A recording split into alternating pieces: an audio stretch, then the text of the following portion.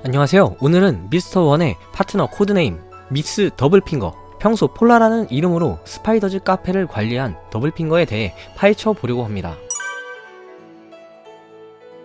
한적한 사막의 조용한 카페에서 첫 등장하게 되는데, 자세히 말씀드리면 알라바스타 편에서 바루크 워크스 오피서 에이전트들의 집합으로 인하여 바루크 워크스의 스파이더즈 카페를 관리하며 등장하는데, 독특한 캐릭터라고 생각이 들 정도로 여자 캐릭터이지만 두건을 쓰고 파란색 파마머리와 사각 뿔테 안경을 쓴 게 특징으로 보입니다. 가짜 이름인 폴라를 쓰면서 파트너 미스터1과 상관인 사장 크로코다일 빼고는 다른 직원들은 존재조차도 몰랐으며, 그냥 단순한 노래를 듣는 카페 주인으로만 알았을 정도로 조용한 첫 등장을 보입니다. 그리고 미스터2의 부하들을 미스터1이 잡아오게 되면서 미스터2와 미스터1의 잠깐의 전투를 말리며 자신의 존재를 알리게 되죠. 알리는 것도 남들과 비교적으로 화려하게 갑자기 두건을 풀어헤치며 입고 있던 나시도 사라지고 대단한 몸매를 뽐내면서 말이죠. 생각보다 끈을 좋아하는 빌런인 듯 합니다. 작중 행적으로 카페에서 모임 이후 다같이 바루크 워크스 사장의 호출을 받아 모여있던 에이전트들이 이동하게 되며 레인 디너즈에 도착하여 간부회의를 시작하게 되었죠. 보스에게서 유토피아 작전이라는 작전명을 하달받으면서 실무인 사장 보스 크로코다일의 존재를 알게 되며, 보스의 존재감에 에이전트 모두는 당황을 하며 사장과의 사적인 대화와 질문을 이어가게 됩니다. 실무에서 속인 자가 굳이 회사를 운영할 필요가 없을 거라 판단했기 때문이죠. 그러나 크로코다일은 유토피아 작전을 통하여 알라바스타 왕국의 자멸과 파멸하여 바루크 워크스의 수중으로 들어오게 되는 계략을 꾸미고 있었죠. 하지만 그 계략도 밀짚모자 일당과 왕녀 비비가 계속 막을 거라 생각을 했고, 미스터2의 보고로 밀짚모자 일당과 알라바스타 왕녀 비비가 유토피아 작전을 계속 방해할 것이라 판단하여 비비와 알라바스타 반란군의 접촉을 막기 위해 발견하는 즉시 사살을 모든 직원들에게 전달하게 됩니다.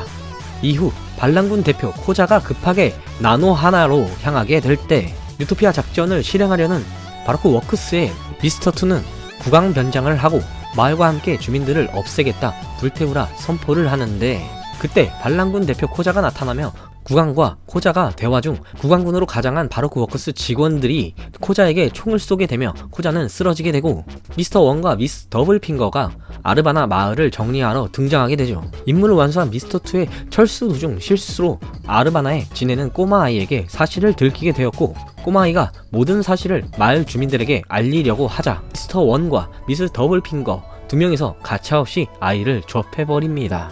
말도 못하게 말이죠. 그로 인해 반란군의 대표인 코자는 알라바스타의 국왕에 분노하게 되고 계략에 빠져 반란을 도모하는 상황이 발생해버립니다. 그리고 아르바나에 루피 일당과 비비가 도착했을 땐 반란군과 국왕군의 전투가 시작되어 진행을 막을 수 없었고, 서쪽 블럭에서 조로와 나미의 상대로 미스터1 그리고 미스 더블핑거와의 피할 수 없는 만남이 이루어져 미스터1은 조로와 전투를 하게 되고, 나미는 첫 정면 대결 상대로 미스 더블핑거와 전투를 하게 되죠.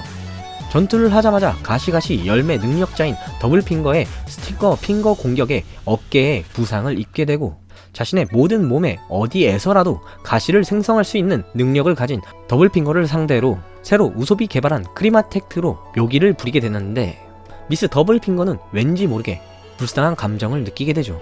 하지만 장난도 장난일 뿐 지령을 실행하는 미스 더블핑거에겐 자비란 존재하지 않습니다. 도망치려 하는 나미에게 무차별 공격을 퍼붓는데, 나미는 옷이 찢어지며 겨우겨우 도망가는 게 다였죠. 그리고 나미에게 다리 밑에 거꾸로 매달려 온몸을 가시로 만들어 회전을 하여 공격을 하고, 나미는 옷을 벗어 던지면서까지 공격을 운 좋게 겨우 피하게 됩니다. 그리고 나미는 정면 승부를 선택하게 되죠. 회심의 전기 공격을 하지만 미스 더블핑거에겐 그냥 따끔한 애기 장난감 정도로 밖에 보이지 않았고, 본격적으로 나미를 추격하여 다리에 공격을 성공시키며 나미는 쓰러지게 되는데, 마무리를 하려고 나미를 공격하려는 순간 나미가 무심코 공격한 크리마텍트가 더블핑거에게 날아가게 되어 더블핑거를 날려보내게 됩니다.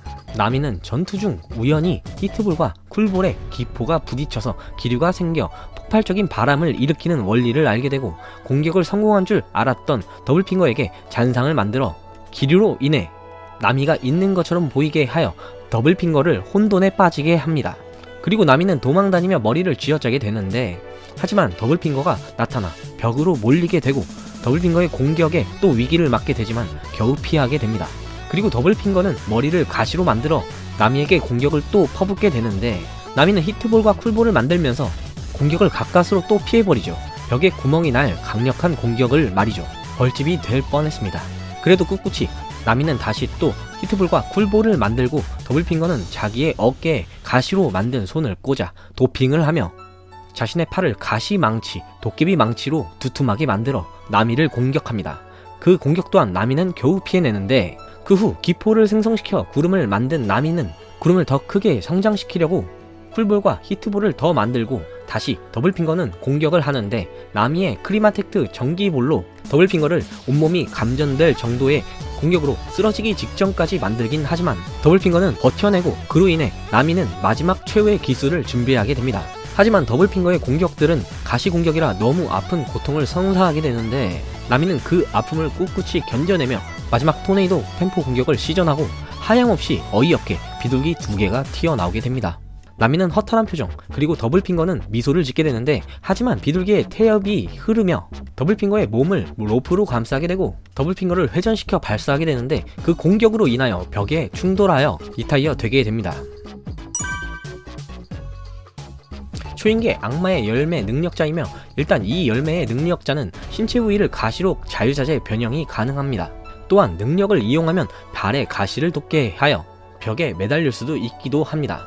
또한 자신이 입은 옷까지 가시로 변하게 할 수 있는데 손을 가시로 만들어 적을 찌르는 기술, 발바닥 일부분을 가시로 만들어 보폭을 늘려 빠르게 이동하며 공격하는 기술, 전신을 밤송이처럼 만들어 빠른 속도로 굴러가는 기술, 발바닥 전체를 가시로 만드는 기술, 머리를 성게처럼 만드는 기술, 팔에 경혈을 찔러 근육을 강화하는 기술, 도핑으로 한 팔을 가시로 두텁게 강화시켜 도깨비 방망이처럼 휘두르는 기술.